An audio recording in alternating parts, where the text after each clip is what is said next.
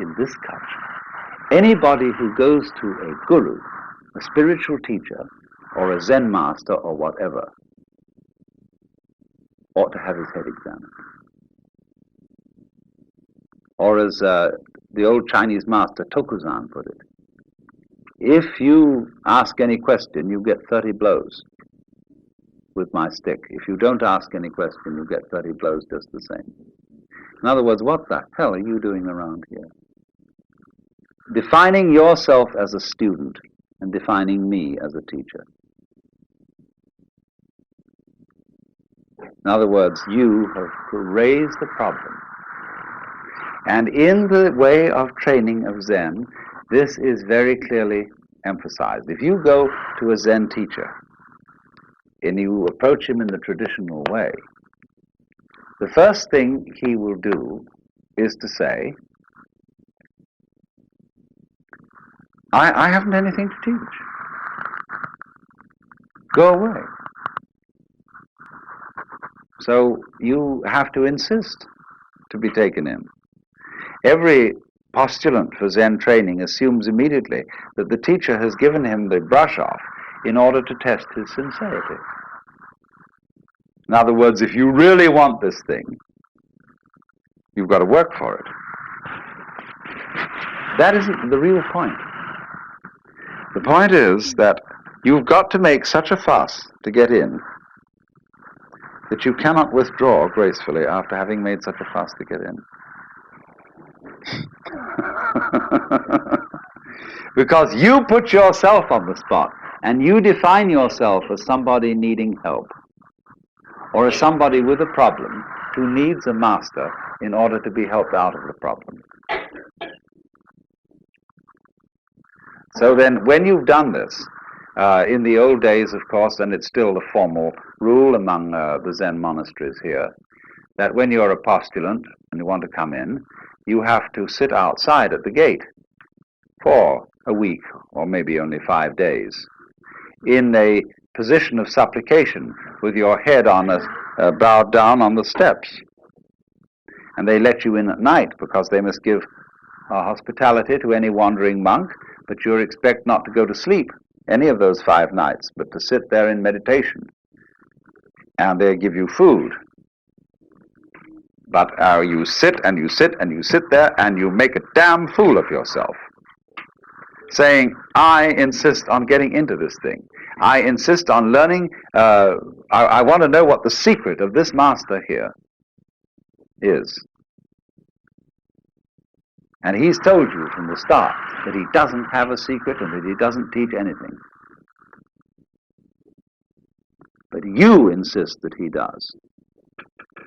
See, that is the situation of everybody who feels that life is a problem to be solved. Whether you want psychoanalysis, whether you want integration, whether you want salvation, whether you want Buddhahood, whatever it is you define yourself as wanting, you created the problem. What is the real problem that everybody brings to these teachers? What is it all about? It's basically this, isn't it? Teacher, I want to get one up on the universe. I feel a stranger in this world.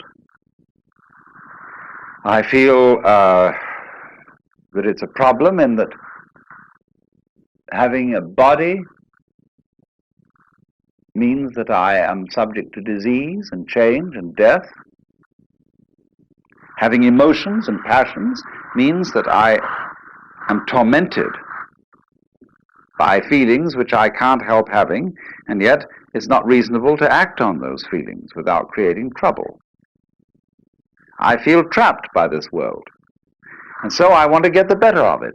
And is there some wise man around who is a master of life and who can teach me to cope with all this? The Zen teacher says, I don't have any answers. Nobody believes that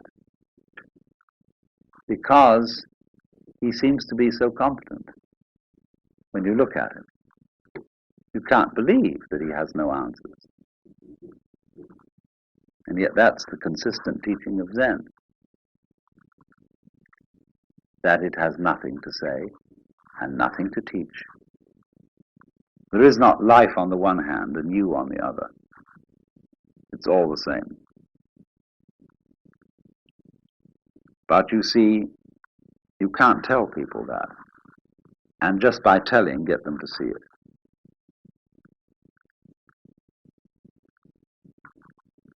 Just in exactly this way, people who know that the earth is flat can't be reasoned with. People who believe that the Bible is the literal word of God, absolutely impossible to reason with them at all, because they know it is so. So in the same way,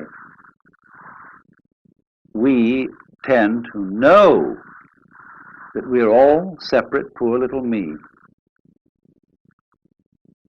and that we are in need of salvation or something. And we know this is so. And so somebody says, well, you're not really that. You know that that feeling of separateness is an illusion. Well, that's all very nice in theory, but I don't feel it. So what will you do? What will you do with a person who is convinced that the earth is flat? No way of reasoning with him. If it's for some reason important that he discovered that the earth is round, you've got to play a game with him. You've got to play a trick on him. You tell him, great, the earth is flat. Let's go and look over the edge. Wouldn't that be fun?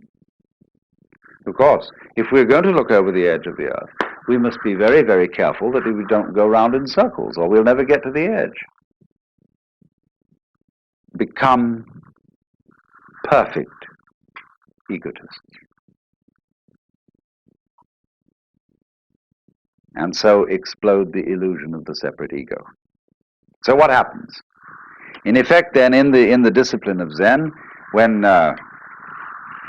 you finally convince the master that you are stupid enough to be accepted as a student, because you've persisted and because you've defined yourself as someone having a problem, he has warned you well in advance that he has nothing to teach. But he says, now I will ask you a question. There are many ways of asking this question, but they all boil down to one common theme, and that is, who are you? You say you have a problem. You say you would like to get out of the sufferings of life. You say you would like to get one up on the universe. I want to know who's asking this question. Show me you. And only they put it in such ways as, before your father and mother conceived you, what was your original nature?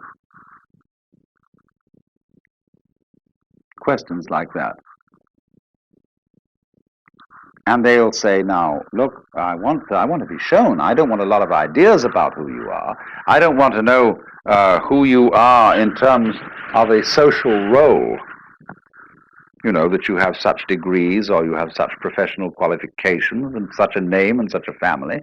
All that's the past. I want to see you genuinely now. It's like saying to a person, now, don't be self-conscious, see? I want you right this minute to be completely sincere.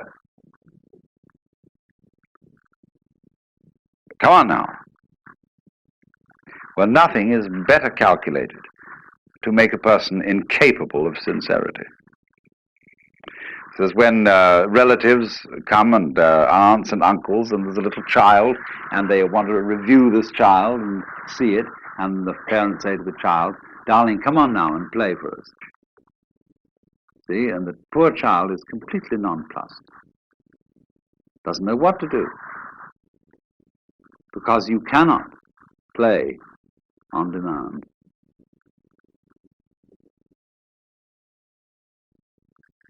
And so this is the Zen trick. It's to put you into this situation in a very crucial way.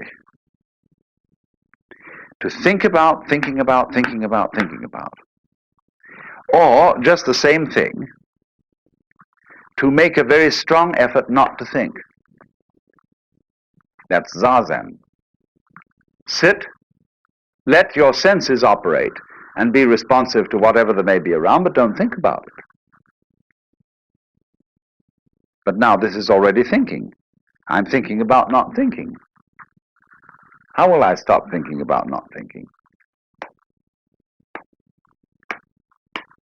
So there you are. See, you're all caught up. It's like somebody came to you and they put tar in one hand, or molasses, feathers in the other, slapped the two hands together and rubbed them around and said, now pick off the feathers.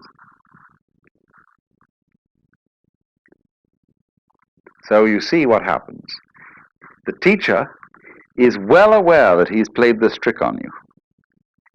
And he's going to see what will happen if you act, and he's going to help you to act consistently on this foolishness.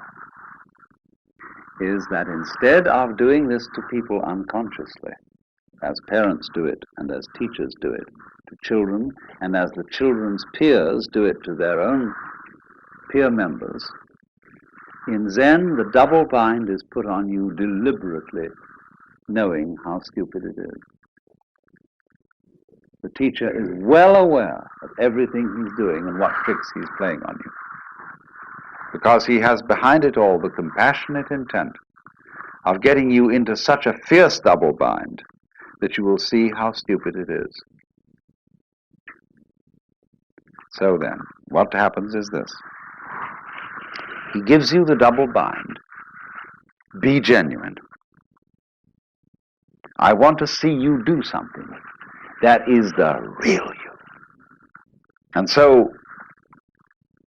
the whole object of this Zen dialogue between the teacher and the student is to carry that game of being the separate ego to its logical conclusion, to its reductio ad absurdum, so that, as Blake said, the fool who persists in his folly will become wise.